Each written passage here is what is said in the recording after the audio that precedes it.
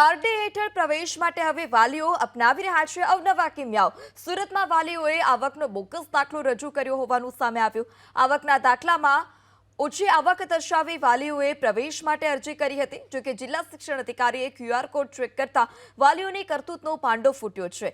એક બે નહીં 250થી વધારે વાલીઓએ આ રીતે અરજી કરી હતી। જો કે તમામ અરજીઓ રિજેક્ટ કરવામાં આવી। જિલ્લા શિક્ષણ અધિકારીએ સૂચના આપી કે આવતા વર્ષે પણ જે વાલીઓ ખોટા પુરાવા રજૂ કરશે તેની સામે પોલીસ ફરિયાદ નોંધાવાશે।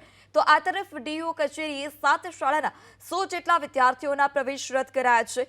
વાલીઓની વિગતો તપાસતા કેટલાક વાલીઓ વાર્ષિક આવક 50 લાખ હતી અને 2 કરોડનો બંગલો પણ હતો, તેમ છતાં તેઓએ આરટીઈમાં પ્રવેશ માટે અરજી કરી હતી।